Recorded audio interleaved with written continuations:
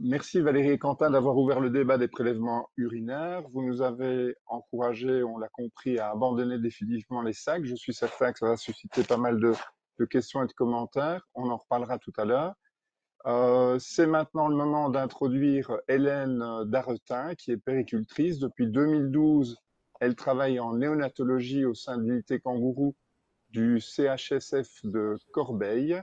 Elle est référente douleur et va nous présenter une technique originale pour la mise en place des sondes gastriques chez le nouveau-né et puis les résultats aussi d'une étude multicentrique comparant ces techniques innovantes à une technique plus traditionnelle. Hélène, je te cède la parole.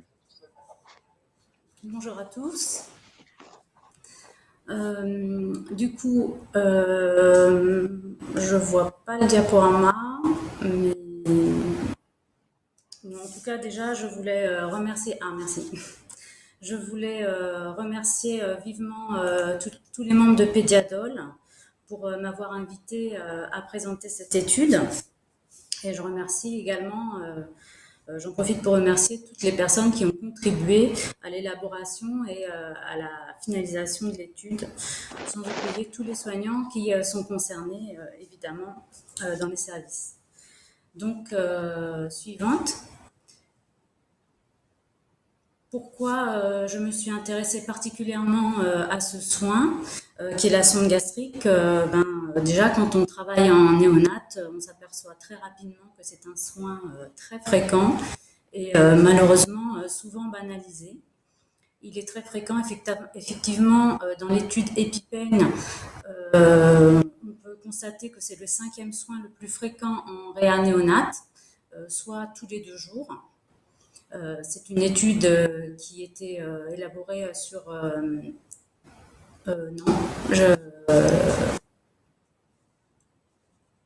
diapo précédente. Merci. Sur 13 centres de néonates d'Île-de-France. Donc, c'était une étude avec une énorme cohorte. C'est un soin aussi douloureux. L'étude de Anne-Cécile Charretardi, qui concernait 54 poses de sonde gastrique, a montré une douleur moyenne de 5 sur 10, avec même des valeurs allant jusqu'à 8,5 sur 10. Malheureusement, les prises en charge dans tous les services de ce soin, la prise en charge est inégale. Et pourtant, il existe des moyens antalgiques pour ce soin qui sont recommandés. Et de nombreuses études ont prouvé que les solutions sucrées et la succion non nutritive sont des moyens efficaces. Moi, quand je suis arrivée en 2012 au CHSF, dans le service de néonatologie du docteur Granier, j'ai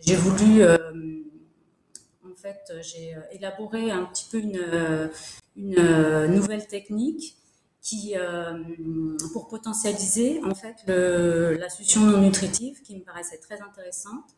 Et j'ai utilisé du coup une tétine de biberon à travers laquelle je passais la sonde. Donc c'est une technique relativement simple et qui s'est avérée efficace contre les douleurs et les nausées. Donc, nous avons, fort de ces constatations, nous avons répondu à un appel à projet hospitalier de recherche infirmière et paramédicale, un appel à projet par la DGOS, et nous avons obtenu le financement, l'étude ayant commencé en 2016, effectivement, et avec la collaboration du CNRD et de Pédiadol. Suivante.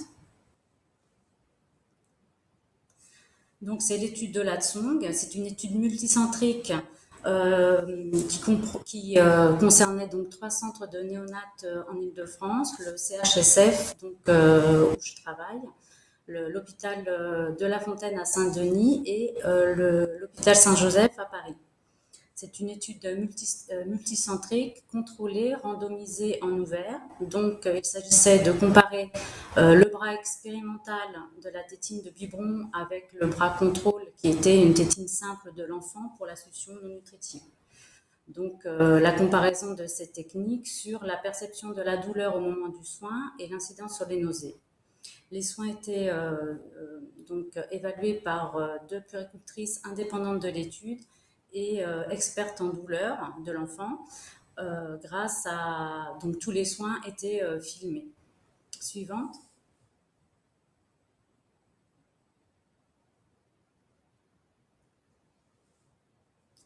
Donc les critères d'inclusion pour cette étude, c'était les nouveau-nés nés à terme ou prématurés de plus de 32 semaines, de 48 heures à 21 jours de vie, qui ont un réflexe de succion présent, avec l'autorisation des deux parents.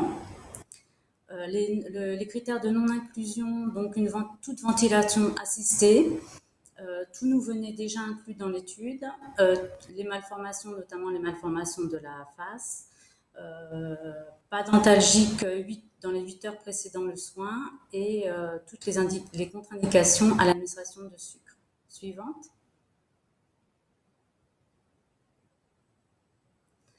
Donc, comment se déroulait le protocole? La personne soignante vérifiait les critères d'inclusion, de non-inclusion et l'accord parental. Ensuite, donc, on procède à la randomisation, c'est-à-dire ouverture d'une enveloppe qui donne en fait aux soignants quelle technique utiliser pour ce soin précisément, soit la tétine simple de l'enfant, soit la tétine trouée. Prise en charge donc selon la méthode préconisée, enregistrement de tout le soin depuis l'administration de sucre jusqu'à la fixation et saisie des données dans un cahier d'observation, puis déclaration de l'inclusion par fax à l'unité de recherche clinique. Suivante. Donc la technique, vous voyez sur les photos, déjà les enfants étaient installés en proclive. On administrait systématiquement le sucre 2 minutes avant le soin pour respecter le délai d'action de la solution sucrée. Il faut casser le frein de la tétine de biberon à 3 vitesses, lubrifier la sonde avec de l'eau et passer la sonde à travers l'orifice de la tétine. Il faut présenter cette tétine à l'enfant vitesse 3. C'est très important pour optimiser l'ouverture de l'orifice en fait pendant que l'enfant va téter. Ensuite, dès que l'enfant tète activement, on pousse la sonde vraiment doucement, lentement, en respectant le rythme de déglutition de l'enfant. Ça, c'est très important justement pour éviter les nausées et la douleur.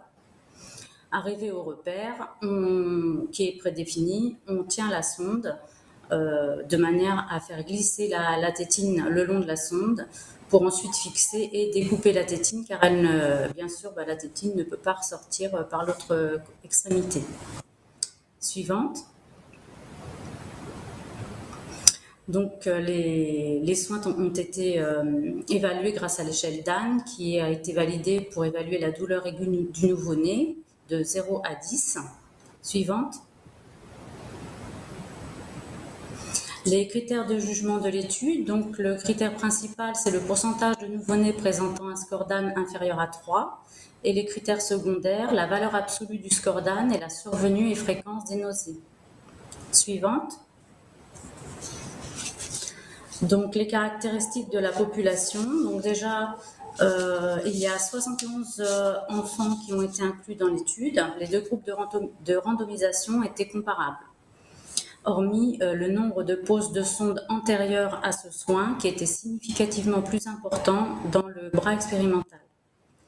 L'étude a également mis en évidence que les enfants qui présentaient le plus de manifestations douloureuses étaient de petit poids et de sexe masculin.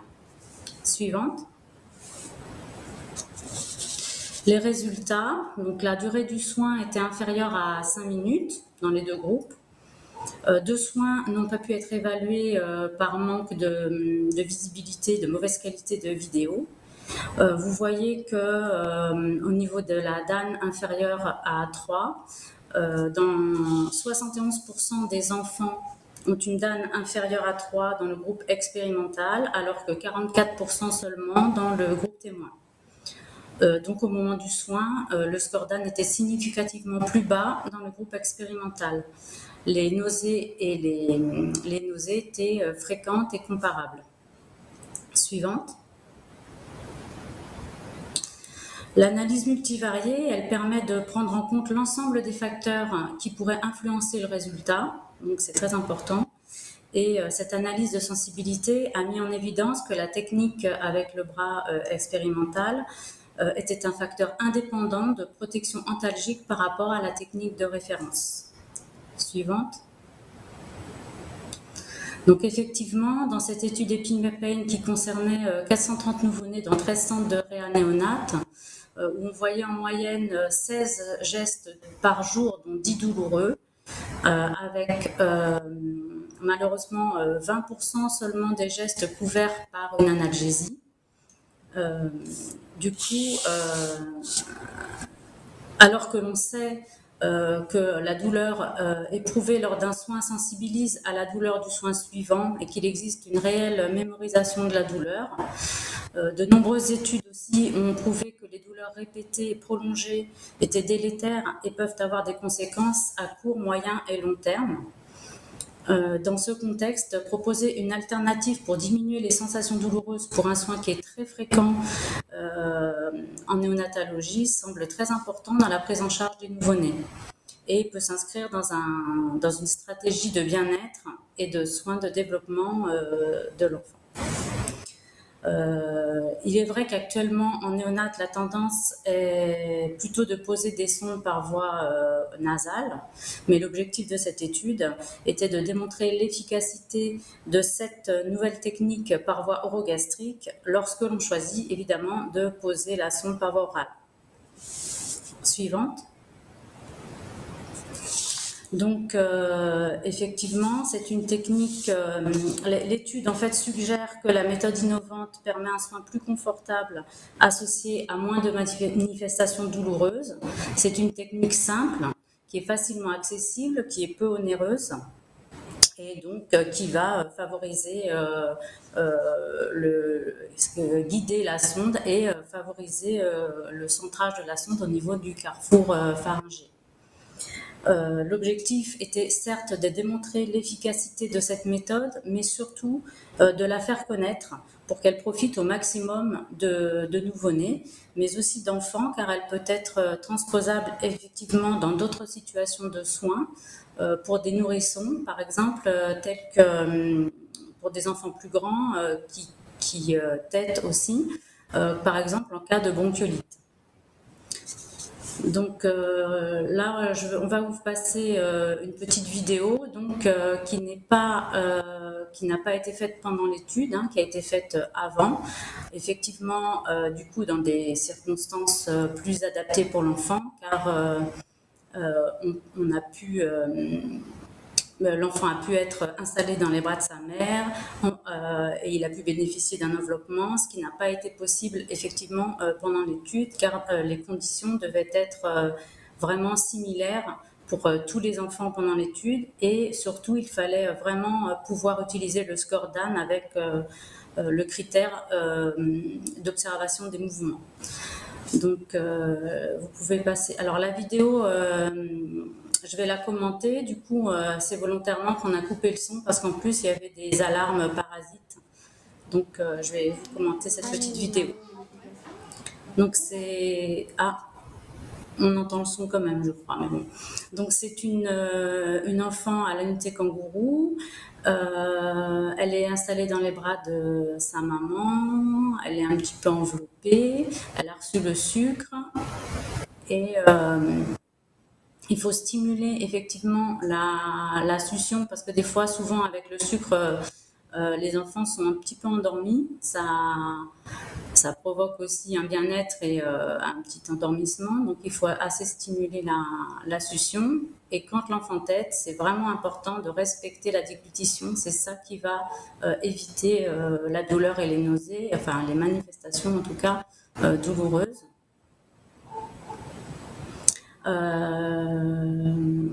Là, la sonde, comme l'enfant ne voulait pas téter, la sonde, elle n'a pas été introduite jusqu'au repère. Donc, c'est vrai que parfois, c'est nécessaire d'enlever la tétine et puis de continuer tout doucement, en fait, jusqu'au repère prédéfini. C'est vrai que l'avantage de cette méthode, c'est vraiment le passage du carrefour pharyngé. Et c'est vraiment là où c'est intéressant en ce qui concerne la méthode antalgique.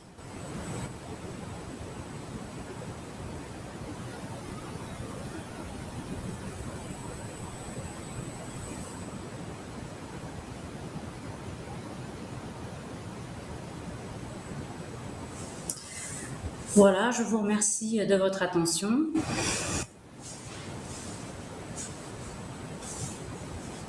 De nous avoir, merci Hélène de nous avoir rappelé l'importance de prévenir au maximum l'inconfort lié à la mise en place d'une sonde orogastrique, un geste très souvent réalisé dans nos unités de soins et dont la répétition n'est pas sans conséquence sur le développement cognitif de l'enfant et la sensibilisation à la douleur. Donc à présent, je vous présente Cécile Combes, kinésithérapeute depuis une vingtaine d'années. Elle a une expérience variée à l'hôpital et en libéral. Elle a une expertise en douleur pédiatrique. Cécile interroge depuis longtemps les pratiques de soins pour limiter la douleur, voire l'inconfort de l'enfant. Elle va vous présenter une pratique innovante, l'utilisation du Méopa pour les ECBC, et alors pourquoi pas pour les aérosols de solutions salées. À vous, Cécile. Bonjour, bonjour à tous. Donc, comme l'a dit Céline, donc je suis kinésithérapeute en pneumologie dans le service du professeur Corvol et je m'occupe des enfants qui ont la mucoviscidose. Alors, je ne vois pas le diaporama. Ah, merci. Voilà, donc diapo suivante. Donc, je pratique beaucoup de CBC. Donc, le CBC, c'est l'examen bactériologique des crachats sur une population d'enfants qui ont la mucoviscidose ou des dyskinésies ciliaires. C'est un examen qui est très répétitif puisque de 1 mois du dépistage jusqu'à 1 an, on va le faire tous les mois, puis de 1 an à 2 ans tous les 2 mois et après 2 ans tous les 3 mois. Diapo suivante. Donc l'intérêt, c'est évidemment le suivi bactériologique des patients pour un traitement précoce et une antibiothérapie ciblée, et c'est une recommandation du PNDS. Diapo suivante. Donc, on distingue vraiment 2 groupes d'enfants. Il y a les plus de 3 ans qui posent aucun problème puisqu'ils expectorent.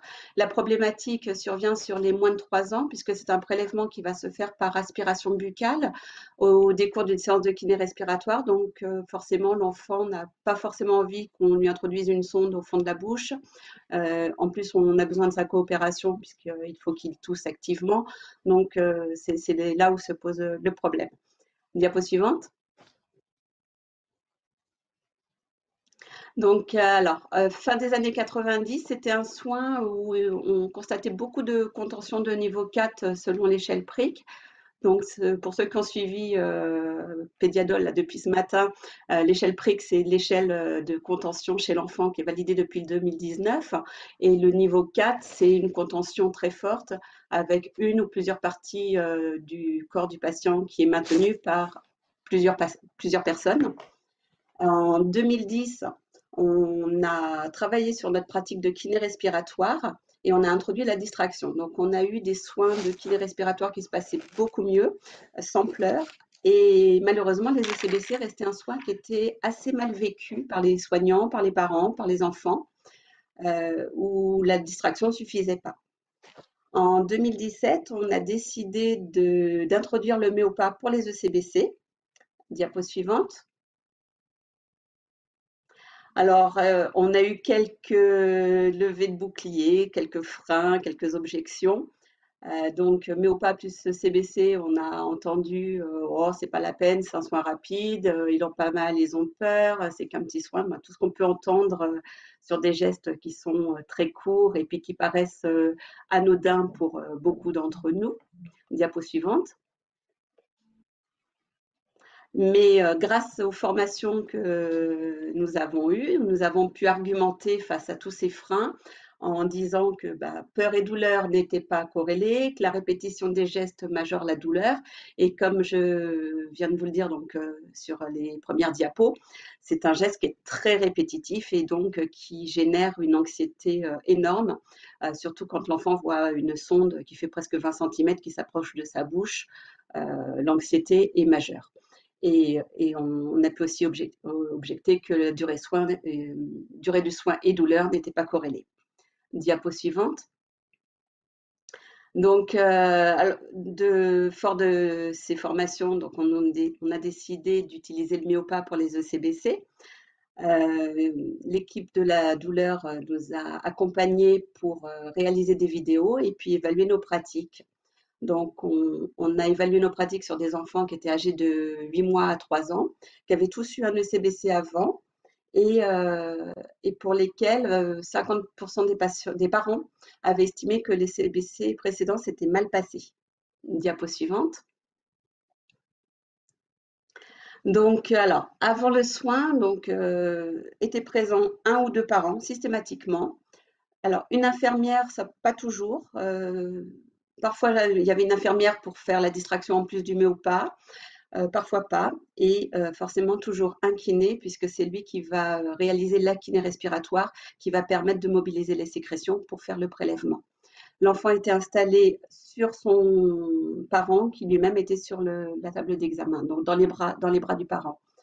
Vous verrez sur le petit film après, on peut aussi faire sans que l'enfant soit dans les bras du parent. Voilà, ça dépend, on s'adapte. On a coté la douleur grâce à une échelle d'évaluation FLAC. Diapo suivante. Donc, pendant le soin, donc nous avons utilisé le Méopa, à savoir que la durée moyenne d'utilisation a été de 12 minutes. Nous avons coté la douleur par une échelle FLAC et la contention par une échelle PRIC. Diapo suivante. Alors, il en résulte qu'avec le Méopa, donc la cotation de la contention est passée était entre 0 et 1. Alors, pour rappel, je vous avais dit qu'il y avait beaucoup de contention 4. Donc, 0, c'est pas de contention du tout, et 1, c'est contention très faible. Donc, c'est juste une partie du patient qui est maintenue légèrement par un soignant. En général, c'est la tête pour pouvoir guider et puis bien viser le fond de la bouche. La satisfaction des parents passe de 50% à 90% et la durée du soin est de 12 minutes. Donc, pour ceux qui ont l'habitude de pratiquer des ECBC, c'est à peu près équivalent à la durée d'un soin sans Méopa. Il n'y a pas de rajout de durée par le fait d'utiliser du Méopa.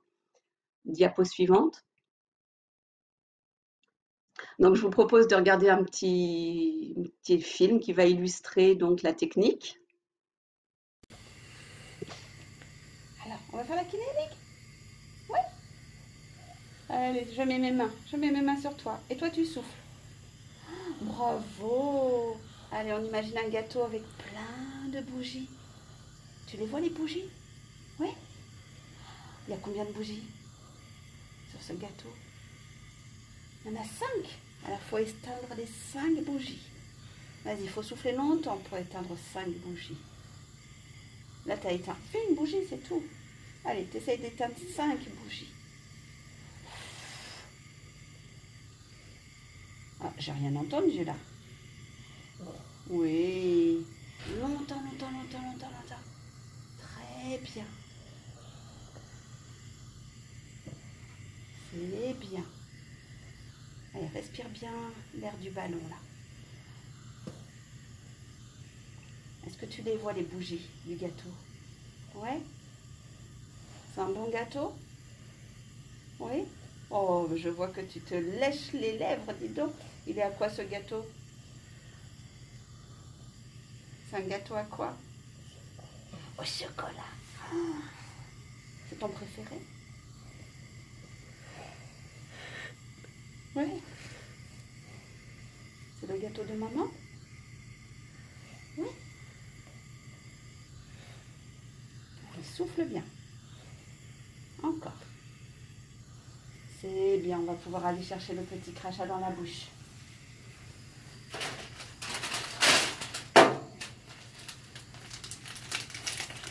T'es prêt? T'es prêt pour que j'aille chercher le petit crachat dans la bouche?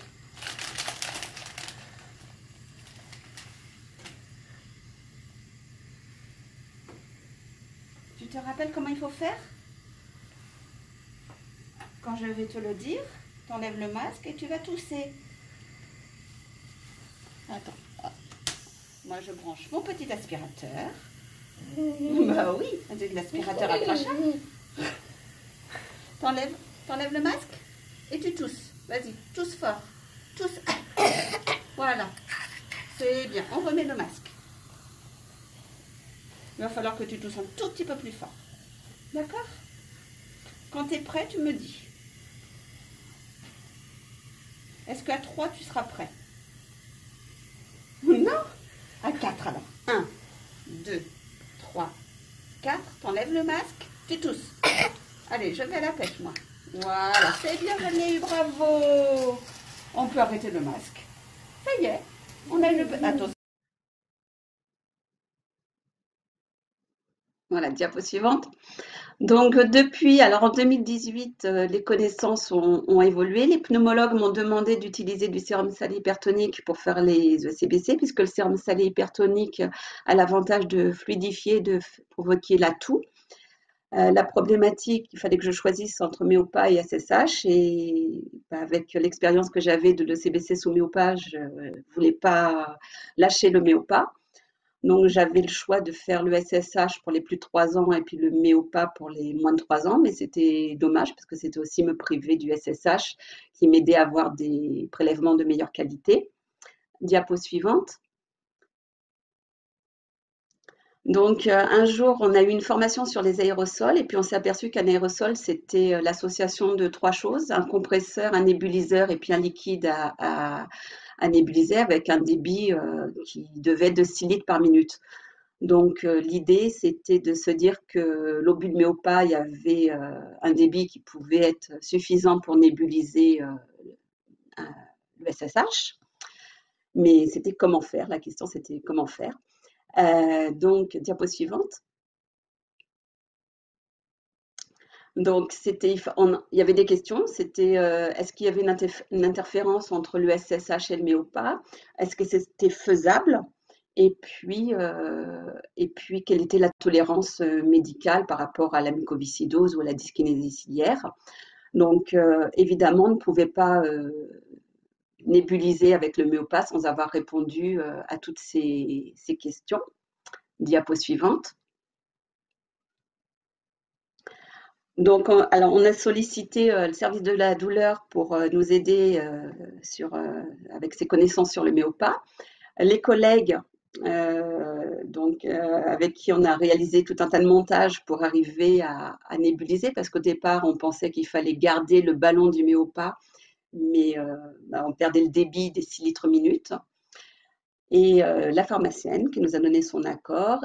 Et par la suite, les pneumologues nous ont donné aussi leur accord pour faire l'essai sur les patients, dès lors que la pharmacienne avait dit qu'il n'y avait pas de souci pour mélanger le SSH et le Méopa. Diapo suivante. Donc voilà, concrètement, il a fallu une idée, de la persévérance, des échanges de mails, la bonne volonté et surtout, et ce qui a été le plus beau dans cette histoire, c'est le travail entre toutes les équipes, l'interdisciplinarité et voilà, le fait d'utiliser les compétences de chacun autour d'un projet commun. Et ça a été une belle expérience et un beau parcours d'équipe et de soignants. Et puis une réunion. Voilà, diapo suivante. Donc depuis, l'équipe de la douleur nous a demandé d'évaluer cette pratique. Donc de la même façon qu'on avait évalué ECBC et Méopa, on est en train d'évaluer ECBC sous SSH et Méopa. Donc on pratique un recueil de données pour évaluer cette pratique, avec comme critère la durée du soin, la satisfaction des parents, la satisfaction des soignants, une évaluation de la douleur par une échelle FLAC et une évaluation de la contention par l'échelle PRIC. Donc, à l'issue de cette évaluation, il y a une partie il y aura une partie des patients qui continueront à avoir ECBC sous Méopa et puis une autre Méopa plus SSH. Et donc, les résultats, écoutez, ça sera un petit peu plus tard, puisque pour l'instant, nous sommes en train d'évaluer. Voilà, je vous remercie et au revoir. Merci Cécile de nous avoir donné l'idée et l'envie d'utiliser le Méopa pour les ECBC et les aérosols de sérum salé hypertonique pour ceux qui n'avaient pas tout suivi. Mais pourquoi pas pour les aspirations nasopharyngées, Cécile, une nouvelle idée? Donc à présent, on va passer aux questions et il y a un certain nombre de questions Un sur petit intermède le d'abord. revenu. Voilà. Ah oui, on va vous faire une petite surprise, pardon. Merci Fred.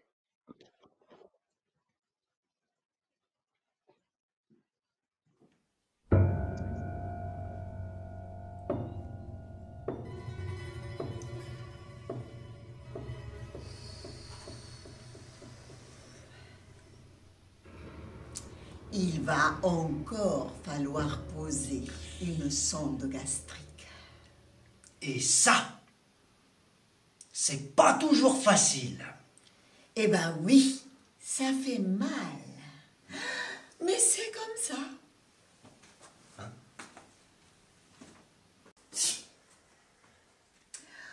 Mais attends. On pourrait peut-être faire quelque chose pour la douleur. Bon, la douleur, d'accord, la douleur, mais il faut pas non plus que ce soit trop compliqué. On a beaucoup trop de travail. Soit, mais on pourrait peut-être... On pourrait, bien sûr qu'on pourrait, on peut toujours. Mais là, il faut la poser, c'est tout. Juste une petite idée. Bon, une idée juste. Oui, j'ai pensé qu'on pourrait peut-être... Penser. Oui. Penser, mais qui t'a demandé de penser? Il faut faire le soin, c'est tout.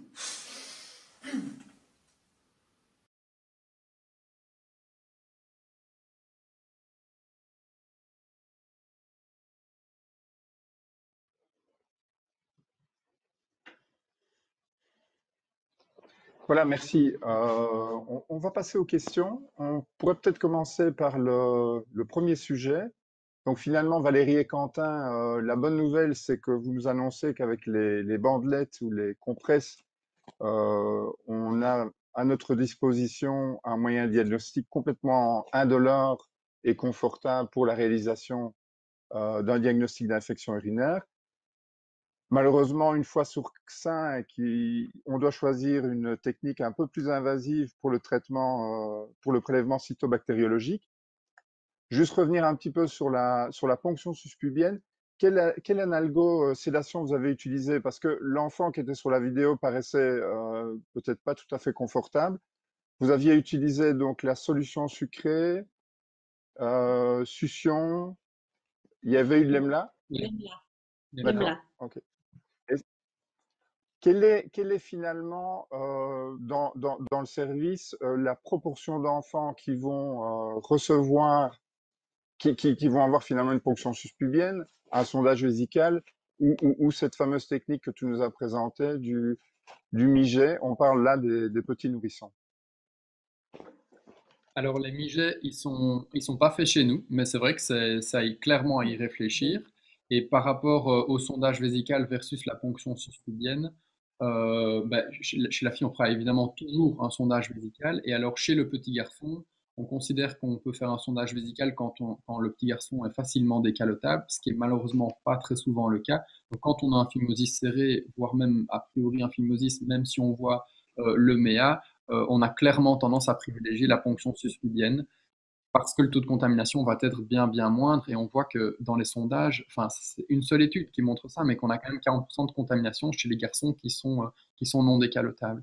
Et donc c'est vrai on fait finalement assez régulièrement la ponction suspubienne chez les petits garçons qui ont un phimosis. Il nous reste alors à trouver probablement un moyen d'analgosédation tout à fait adapté. Ok. Question suivante toujours pour vous. On pose la question de savoir si on peut faire un ionogramme urinaire, un dosage de calcium par exemple, sur un prélèvement par compresse. Alors ça, on s'est basé sur l'étude qu'on a montrée de 2005, là, de McFarlane, qui a fait quelques études justement sur ces bandes absorbantes et qui montrent que les ionogrammes urinaires sont tout à fait fiables sur ces bandes absorbantes. Donc, je ne sais pas exactement pourquoi le calcium plus qu'un autre ion, mais en tout cas, eux avaient l'air de dire que c'était OK, que c'était fiable, et nous, c'est ce qu'on fait en tout cas en pratique depuis 10 ans. Donc, bonne nouvelle, on peut utiliser les compresses aussi pour les ionogrammes urinaires. Ça fait encore un peu moins de douleur. Question suivante pour vous. On demandait en pratique comment les compresses sont placées dans les couches. Est-ce qu'on laisse le paquet de compresses avec l'emballage? Peut-être pour Valérie, réexpliquer un petit peu.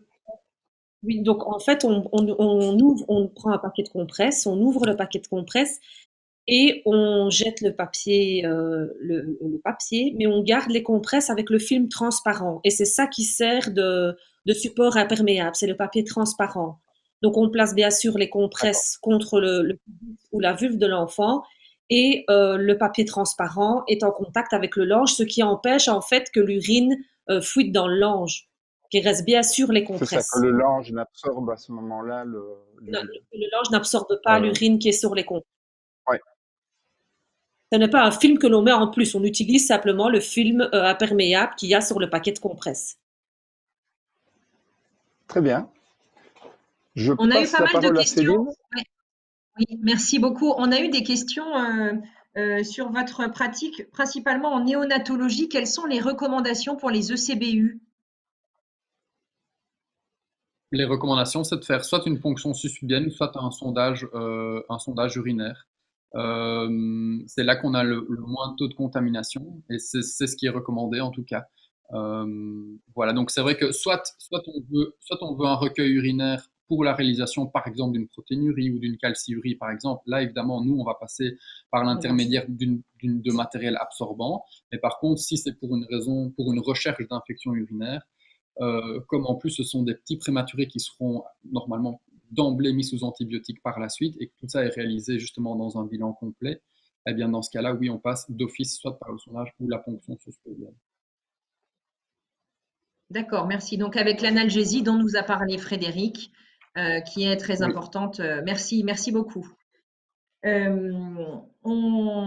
Sinon, les autres questions, il y avait la désinfection pour la toilette périnéale qui avait été réabordée, qui apparaissait une ou deux fois. Si vous pouvez nous dire un dernier mot là-dessus. Oui, donc nous, on utilise, parfois on fait d'abord une toilette simple à l'eau et au savon s'il y a beaucoup de sécrétions pour enlever les sécrétions. Et la désinfection, nous, on utilise l'ibidyle parce que ça ne doit pas être rincé puis séché. Donc on prend l'ibidyle et après on place les compresses. Ou on fait un mijet, on utilise l'ibidyle aussi. Et pour le D'accord, sondage, c'est merci beaucoup. l'ibidyle. Merci beaucoup. On Merci va à Valérie présent, Lequentin. merci beaucoup. On va à présent interroger un peu Hélène, en fait, qui a montré une vidéo qui a été très, très appréciée, en tout cas de l'ensemble des participants. Et c'est vrai qu'on découvre ici une méthode simple, efficace, peu onéreuse. Alors, Hélène, comment est-ce qu'on peut communiquer et diffuser pour valoriser cette pratique? Eh bien, sachez que déjà, moi, je communique par rapport à cette pratique depuis bien 2013. J'ai fait des ateliers de soins à Pédiadol notamment. Voilà, j'ai quand même déjà pas mal communiqué dessus avant même d'avoir fait, enfin, d'avoir pu aboutir à la finalité de cette étude et des résultats en fait. Donc, c'est vrai que on peut, comme on l'a fait pour les injections intramusculaires, où on avait sur le site de Pédiadol, on avait laissé un film, une vidéo. On peut tout à fait faire une vidéo qui accompagne en fait ou des photos, une vidéo. Enfin, en tout cas, lors de l'étude, on a demandé à tous les parents leur accord pour pouvoir se servir des films aussi de l'étude pour dans l'objectif des formations, hein, soit des formations, soit des communications aux soignants ou dans les congrès. Donc on peut effectivement se servir de certaines vidéos et pour pouvoir communiquer. Tout à fait. Eh ben, merci et bravo pour le partage. En tout cas, c'est vraiment l'essentiel, c'est pouvoir avoir ces supports et pouvoir les transmettre dans toutes les néonates, évidemment. Je te passe la parole, Frédéric. Oui, pour Hélène, il y avait juste encore une question qui était posée de savoir quand vous mettez la sonde gastrique par voie orale ou par voie nasale, est-ce que c'est toujours par voie orale? Est-ce que c'est parfois par voie nasale? Non, en fait, c'est ce que je disais tout à l'heure, c'est-à-dire que actuellement, ou de plus en plus maintenant, fréquemment, les sondes, même en néonat, sont posées par voie nasale. Euh, c'est c'est très fréquent. En fait, moi, quand j'ai commencé en néonat, on posait rarement par voie nasale encore dans notre service. Du coup, j'ai eu l'idée de cette méthode. Mais effectivement, la tendance est à poser les sondes par voie nasale. Pour ma part, en ce qui concerne la douleur, je pense que par voie nasale, c'est plus douloureux que par voie orale, mais c'est vrai que en ce qui concerne l'oralité, pourquoi est-ce qu'on a tendance à poser les sondes par voie nasale? C'est pour préserver l'oralité des nouveau-nés. Donc, pour que la bouche soit sans sonde, quoi. Donc, en fait, nous, on a fait l'étude pour prouver l'efficacité d'une technique dans le cas où on se sert de la voie orale. C'est pas que je préconise la voie orale absolument, c'est que c'est une méthode qui s'avère vraiment efficace et malgré tout qui peut être utilisée en néonat ou sur certains soins ou dans certaines situations. En fait, il y a des nouveau-nés pour lesquels la voie orale peut très bien être utilisée quand on sait que ça va être beaucoup moins douloureux parce que la sonde va être posée pour un temps très court. Voilà, il faut aussi distinguer les situations. Il y a des situations des grands prématurés qui vont avoir des sondes très longtemps. Il va y avoir des enfants hypotrophes qui vont avoir une sonde gastrique simplement 5 ou une semaine, enfin quelques jours. Voilà, enfin, toutes les situations sont très variées, très différentes et il faut vraiment s'adapter en fonction de ces situations. Et puis aussi, il y a aussi les particularités d'oxygénothérapie, enfin d'enfants qui ont des détresses respiratoires. En général, en néonat, quand ils ont des détresses respiratoires, on pose les sondes par voie orale. Voilà, après, ça dépend vraiment des situations. Merci Hélène. Dernière chose, mise en place d'une sonde nasogastrique chez un enfant plus grand, un nourrisson, jusqu'à l'âge d'1 an, tu préconises la succion non nutritive et la solution glucosée? Déjà, il faut vraiment penser à arrêter de faire des soins en allongeant l'enfant systématiquement, parce que dès que l'enfant va être allongé, déjà, il va pas être installé confortablement, il va avoir peur, et la peur majeure la douleur, enfin, voilà. Donc, il faut vraiment penser à l'installation. C'est très, très important. Ensuite, il faut bien sûr privilégier la présence des parents et notamment pour les positions de gastrique, privilégier les positions demi-assises dans les bras des parents ou sur les genoux des parents. J'ai déjà utilisé le Méopa pour poser une sonde nasogastrique chez un enfant de 3 ans. Ça fonctionne très bien. Et pour les nourrissons, le KY, lubrifier la sonde.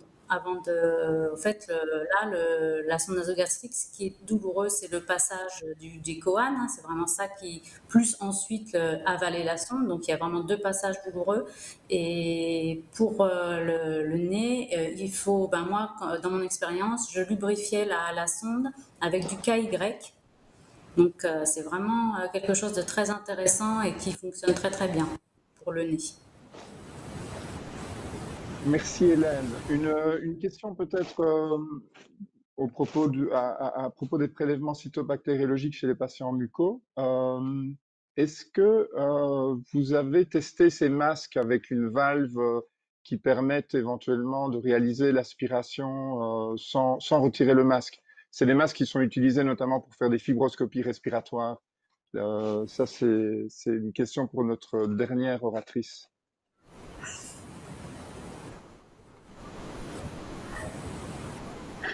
Oui, donc j'ai commencé par ça dans mes petits montages, justement par ces masques pour fibro. Et en fait, la sonde d'aspiration pour des aspirateurs de mucosité est très très souple. Et le trou qui est juste vraiment devant la bouche, j'arrivais pas à bien viser et être à l'endroit où je voulais être. Donc c'était plus facile d'enlever le masque et d'utiliser le masque du Méopa. Voilà, donc le masque pour fibro m'a pas convenu. Est-ce qu'au tout début, tu as éventuellement eu une crainte que le Méopa ait un léger effet sédatif et peut-être rendre le drainage un peu moins efficace en diminuant les flux expiratoires? Est-ce qu'il y a eu cette crainte ou... Alors la crainte a été très très vite levée puisqu'en fait j'avais des enfants qui étaient beaucoup moins opposants, à savoir que pour certains, les séances de kiné en ville se passaient pas toujours bien et que du coup, l'effet du Méopa les détendait bien. Donc, j'avais soit des enfants qui se laissaient faire, qui participaient pas, mais qui se laissaient faire et du coup, qui avaient un thorax qui devenait très, très souple.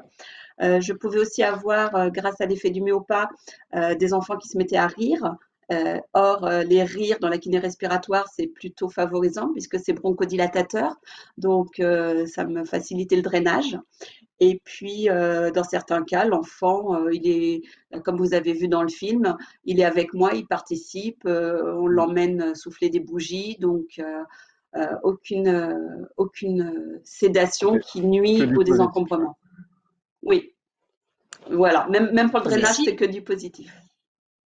Cécile, dans la même idée Oui. qu'Hélène, on aurait bien envie de pouvoir utiliser cette vidéo et pouvoir la partager à tous nos kinés de France et de CRCM. Donc, est-ce que ça paraît envisageable de pouvoir la mettre à disposition de Pédiadol? Bah, tout à fait, tout à fait. Je pense que Merci beaucoup. Merci infiniment. Alors, c'est vrai qu'on va, par rapport à cette session, en fait, on remercie évidemment tous les intervenants et on veut rappeler qu'il y a un prix Apicil aujourd'hui qui récompense le meilleur projet d'équipe. On vous invite à aller voter sur l'onglet remise de prix sur la plateforme. Les 3 présentations que vous venez de voir y participent. Donc, c'est très important pour eux que vous puissiez aller voter. La remise de prix se fait aujourd'hui à 15h30. Voilà, dans la même dynamique, en fait, on vous remercie évidemment de remplir vos questionnaires de satisfaction. Et puis, je vais donner la parole pour la fin à Frédéric et je vous remercie infiniment. Merci à tous, merci aux orateurs, merci à vous tous. Je vous souhaite une bonne pause déjeuner et je pense qu'on a rendez-vous à 14 heures pour la session suivante. Expérience douloureuse dans l'enfance, tout est-il joué? Point d'interrogation. Merci beaucoup.